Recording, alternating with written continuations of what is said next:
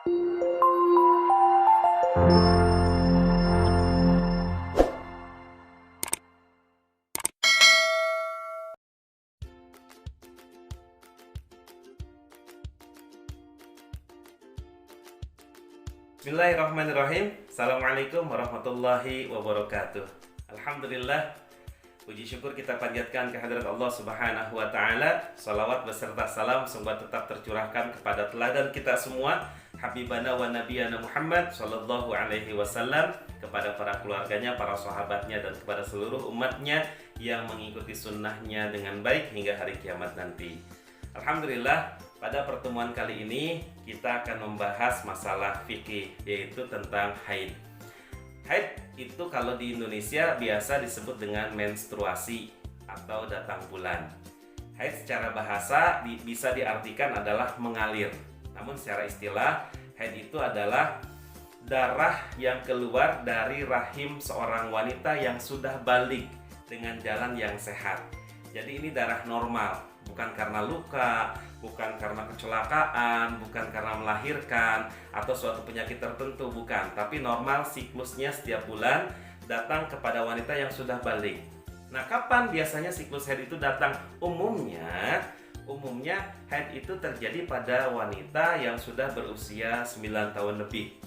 Dan darah haid itu juga akan berhenti dengan sendirinya atau secara alami itu ketika seorang wanita sudah mencapai usia 55-60 tahun atau lebih.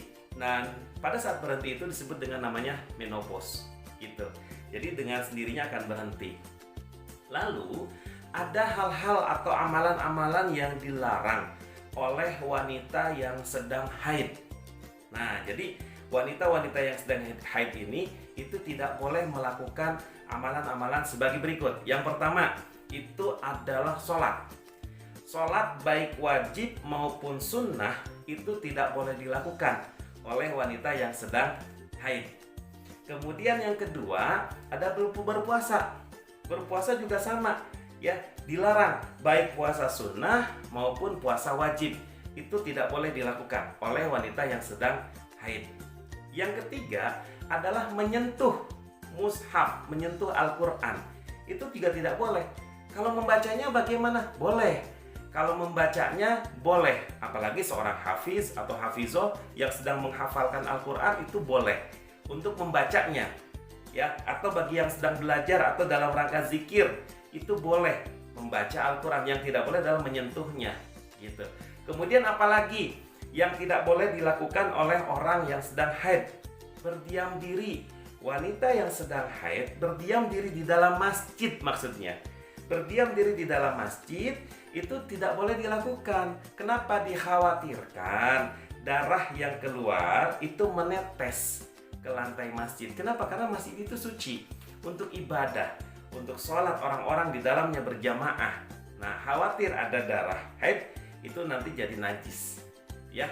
Kalau mau di pelatarannya mungkin diperbolehkan, ya, di pelatarannya mendengarkan pengajiannya, datang ke pengajiannya atau kegiatan agama yang lainnya mungkin diperbolehkan, yang penting tidak masuk ke dalam masjidnya, gitu. Kemudian apalagi yang tidak boleh dilakukan oleh orang atau wanita yang sedang haid, yaitu tawaf. Ya, mungkin ketika kalian atau siapapun di antara kita yang melaksanakan haji, perempuan-perempuan nih, ya, datang bulan, menstruasi, haid. Nah, itu silakan kegiatan yang lainnya mungkin bisa dilaksanakan, tapi tawafnya itu tidak boleh dilaksanakan. Kenapa? Karena sedang haid. Nah, selanjutnya bagi suami istri, ya, bagi suami istri itu tidak boleh melakukan bersetubuh. Itu tidak boleh ketika sedang haid, gitu ya. Pembahasan tentang ini bisa nanti dibahas di pertemuan-pertemuan selanjutnya, ya. Maksudnya dari bersetubuh ketika sedang haid ini tidak boleh, maksudnya seperti apa? Itu ada rinciannya. Kemudian apalagi seorang wanita yang sedang haid itu tidak boleh dicerai, tidak boleh ditalak, gitu. Ini yang tidak boleh dilakukan, ya.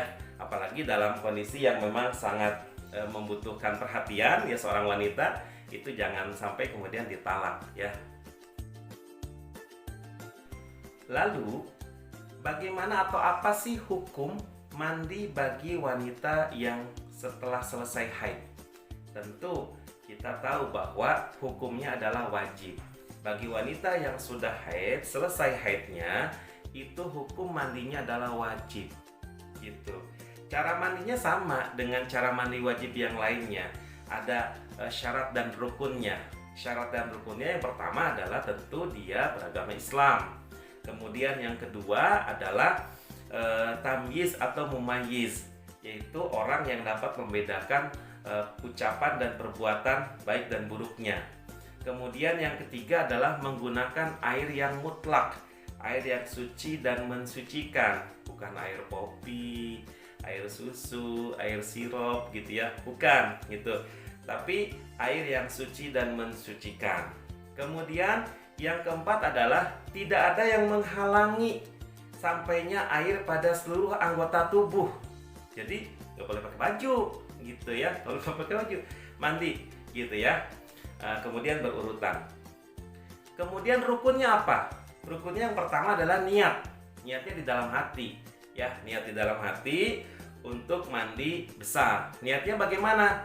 Nawaitul ghusla lirafil hadasi akbari fardhu lillahi ta'ala. Itu niatnya ya, dalam hati niat. Kemudian yang kedua rukunnya adalah mengalirkan air ke seluruh anggota tubuh kita, dari ujung rambut sampai ujung kaki, itu semuanya dialirkan sampai ke lekukan-lekukannya, semuanya sampai airnya sampai seperti itu gitu ya. Itu syarat dan rukun. Jadi hukumnya adalah wajib bagi wanita yang setelah haid, itu mandi adalah hukumnya wajib. Adapun sunnahnya, sunnah mandi ini, sunnah mandi yang pertama adalah membaca basmalah ya, membaca bismillahirrahmanirrahim dalam hati, karena kan kita lagi di kamar mandi gitu ya, dalam hati bismillahirrahmanirrahim. Kemudian yang kedua adalah berwudu sebelum mandi ya, berwudu sebelum mandi. Kemudian yang ketiga menggosok-gosok seluruh ya anggota badan kita, tubuh kita digosok-gosok gitu. Itu adalah sunnah-sunnah yang ada dalam mandi. Baik, yang selanjutnya apa sih hal-hal atau yang mewajibkan kita untuk mandi besar atau mandi wajib gitu ya. Yang pertama jelas sedang kita bahas, yaitu adalah haid ya. Yang kedua adalah melahirkan anak ya, melahirkan anak atau kemudian itu nifas disebutnya. Kemudian yang ketiga adalah bagi suami istri kalau sudah bersetubuh itu wajib juga mandi. Kemudian yang selanjutnya adalah bagi orang yang meninggal dunia, tentu ini dimandikan gitu ya, kecuali ada tertentu yang kemudian tidak dimandikan, langsung dikuburkan bahkan dengan bajunya sekalipun, seperti itu. Baik, tadi di awal saya sudah menjelaskan tentang istihadah. Nah, istihadah, kemudian juga tadi saya menyampaikan tentang nifas. Apa sih itu nifas? Apa sih itu istihadah? Apa itu haid? Tentu berbeda. Kalau nifas itu adalah darah yang keluar dari seorang wanita setelah melahirkan. Ya, setelah melahirkan. Ini biasanya paling lama dalam 40 hari. 40 hari. Larangan-larangan ketika nifas itu sama seperti haid. Ya, sama seperti haid. Kemudian yang kedua adalah istihadah. Istihadah itu adalah darah penyakit. Darah penyakit yang keluar di luar darah haid yang tadi atau di luar darah nifas yang tadi. Ketika ada keluar darah istihadah atau darah penyakit ya yang terjadi pada seorang wanita, maka cukup dibersihkan, kemudian kewajiban-kewajiban yang lainnya atau amalan-amalan yang lainnya tetap bisa dilaksanakan. Sholat, baca Quran, menyentuh, puasa dan lain sebagainya gitu ya. Kalau misalkan terjadinya pada malam hari, besoknya mau puasa boleh, seperti itu ya. Itulah perbedaan antara haid, nifas dan istihadah. Baik, pertemuan kali ini saya rasa cukup. Mudah-mudahan bermanfaat untuk kita semuanya, menambah wawasan untuk kita semuanya. Mudah-mudahan Allah Subhanahu wa taala selalu menjaga keistiqomahan kita dalam beribadah.